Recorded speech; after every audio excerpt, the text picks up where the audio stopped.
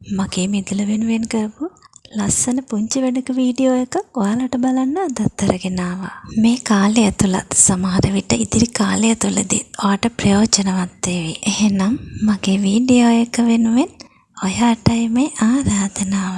අපි මෙන්න මේ ගෙවන කාලයේදී ඉඳලා හිටලා වර්ෂාවක් වැටුණාට වැඩියෙන්ම දැනුනේ අවුව. ඊන් එන රස්නය නේද? ඉතින් මෙන්න මේ කාලයේදී මගේ මිදුලේ හරිත වර්ණය රැක ගන්න මං ලොකු උත්සාහයක් යෙදුණා. ඇත්තමයි ඒක ටිකක් සාර්ථකයි. මං දැක්ක මේ කාලයේදී ගොඩක් ගෙවල් වල තනකොළ පිච්චිලාම ගින් තියෙනවා. ඇත්තමයි එහෙම දැක්කම හිතට හරිම දුකයි. ස්වභාව දහමට ආදරය කරන හැම කෙනෙක්ගේම හිත ඔය වගේ තමයි ඉතින්. අපි මෙතන මෙන්න මේ වැඩේ යෙදিলা ඉන්නකොට කොණ්ඩ කුරුල්ලෙක් කොයි වෙලාවෙත් මෙන්න මෙතන ඇවිල්ලා වහනවා. ඉතින් චුට්ටා සෝදිසි කරලා බලනකොට මේකේ ඇතුලේ යා කූඩුවක් හදනවා. හිතට පුදුම සතුටක් තමයි දැනුනේ. ස්වභාව දහමේ අයිතිකරුවන් වන මෙයාලා මගේ ගෙවත්ත තවත් ලස්සන කරන්න උදව් වෙන විදිය දැක්කහම ඇත්තමයි ස්වභාව දහමට ටිකක් ලං වෙලා ආදරය කරන්න පෙරලා අපිට ආදරයත් එක්කම රැකවරණය දෙනවා දෙතුන් ගුණයකින්. ඉතින් ඔයාලා හිමින් සැරේ අපේ රාජකාරිය බලන් හිටියා නේද? දැන් බොහෝ දුරට ටිකක් නිම වෙලා. මම දැන් කියන්නම්කෝ කොළ පාටට කොහොමද තනකොළ ටික මම රැකගත්තේ කියලා. අපේ බබාලා නාන්න ගියාම වතුර ටිකක් වැඩියෙන් නාස්ති වෙනවා. මොකද එයාලා හරි කැමති වතුරවල සෙල්ලම් කරන්න. මං ඉතින් එයාලට මේ දවස් ටිකේ බාත් รู ම් එකේ නාන්න දුන්නේ නැහැ.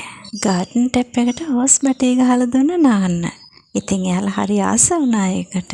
ඒ නිසා තමයි මගේ ගාඩන් එකේ තනකොළ ටික මට ලස්සනට රැක ගන්න පුළුවන් උනේ. හොස් බටේ අල්ලගෙන නාන එක ටිකක් කරදරයි කියලා දැනෙච්ච නිසා තමයි ඔන්න ඔය විදියට ෂවර් එකක් දාන්න තීරණය කළේ. ෂවර් එක හදාගත්තට පස්සේ ඒ බට පේනකොට එච්චර ලස්සනක් නෑ කියලා දැනෙච්ච නිසා තමයි මම මෙන්න මේ විදියට තවත් උපක්‍රමයක් යොදාගත්තේ එතන ලස්සන කරන්න. ජලය ගොඩක් ප්‍රිය කරන මෙන්න මේ ප්ලාන්ට් එකේ වෙනුවෙන් මම තෝරගත්තා. මිදුලට ටිකක් අවුව සැරට වැටෙනවා. ඉතින් ඒක නිසා ඔන්න ඔය විදියට පොල්ලෙලි ටිකක් වැඩියෙන් දාලා ඔය ප්ලාන්ට් එක මම ඔය විදියට තියාගත්තා. පොල්ලෙලි වල ජලය රැඳිලා ඒන් සීතලක් ලැබෙනවනේ. එතකොට අවුවෙන් වන හානිය වැළකෙනවා. එල්ලන්න උදව් වෙලා තිබුණු දම්බැල් කොකු ටිකත් මං ගලවලා අයින් කරා. ඊට පස්සේ ඔය විදියට පොල්ලිලි ටිකක් උඩට තවත් අතුර ගත්තා. මේ පැලය පෝච්චියේ දාගන්නේ නැතුව බිම හිටව ගත්තනම් තවත් ලස්සන වෙනවා. ඒ වුණාට මම බිම හිටව ගත්තේ නැහැ. බිම හිටව ගත්තොත් මෙයාගේ වර්ධන වේගය වැඩි වෙනවා. එතකොට මට මෙයාව පාලනය කරගන්න බැරුව යනවා. ඒක නිසා බිමට ගෑවෙන්නවත් නොදී හදාගන්න තමයි මම තීරණය කළේ. මෙතන බටයක් තියනවා කියලා නොපෙනෙන තරමට වර්ධනය කරගත්තම හොඳටම ඇති. සමහර විට ගාඩන් ෂවර් එකක් මේ විදියට හයි කරලා ඇති ඔයාගේ ගෙදරත්. ඒ වුණාට මෙන්න මේ විදියට ප්ලාන්ට් එකක් යවලා නැත්තම් ඔයාගේ ෂවර් එකටත් යවන්න. හරිම ලස්සනයි එතකොට. මේ දවස්වල ජලය බිඳුවක්වත් අපත යවන්න නැතුව හැම විදියකින්ම අපි ප්‍රයෝජන ගන්න බලමු. මම නම් කුස්සියෙන් ඉවත් කරන භාවිතාවට ගන්න පුළුවන් හැම වතුර බිඳුවක්ම මගේ මල් පැලවලටත් දානවා. ඉතින් මේ අර පිරිමැස්ම පුරුද්දට ගියොත් හැම කාලයකටම අපිට ප්‍රයෝජනවත් වේවි. මේ වගේ ස්ථාන නිර්මාණාත්මකව ලස්සනට හදන්න පුළුවන්. ඉතින් මෙවැනි ස්ථාන ඔයා හදන්න කැමති කොහොමද? ඔයා හදලා තියෙන්නේ කොහොමද? ඒ පිළිබඳ විස්තරයක් මටත් කියන්න.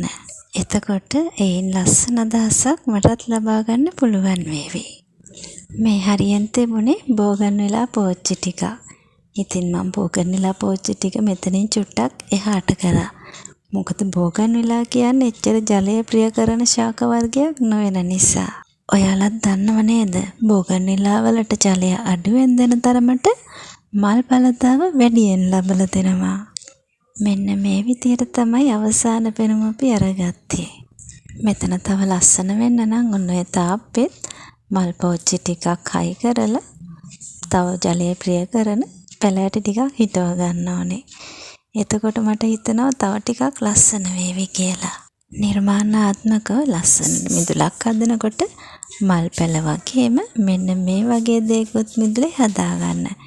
ඒන් මිදුලට විශේෂ සුන්දරත්වයක් තමයි එකතු කරන්නේ. හැමදාමත් බාත්රූම් එකේ නානවට වැඩිය මෙන්න මේ වගේ චුට්ටක් එළියට බහැලා කුරුල්ලන්ගේ සද්දත් එක්ක ලස්සන ස්වභාව දහමත් එක්ක වතුර චුට්ටක් ඇඟට වැටෙනකොට දැනෙන සතුට සැනසුම කියලා නිම කරන්න බෑ.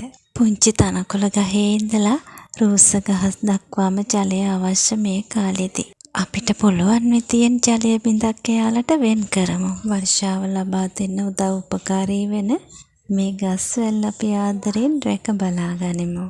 ඔයාගේ මිදුල තාමත් පාළුවටද තියෙන්නේ? එහෙනම් අදම පටන් ගන්න ලස්සනට මල් පැල ටිකක් හදාගන්න. ඒ පැල වලින් ලැබෙන පළදාවත් එක්ක ඔයාගේ හිතට දැනෙන සතුට සැනසුම කොච්චරද කියලා ඔයාට හිතා ගන්නත් බැරි වේවි. එහෙනම් ලස්සන පැල ටිකක් හිටව ගන්නත් එක්කම ලබන ඉරිදත් අපි හම්බ වෙමු. එතෙක් ආදරණීය ඔයාලට ගොඩක් ආදරෙන් සමුගන්නවා අදට. Diaries of Liana, my YouTube channel.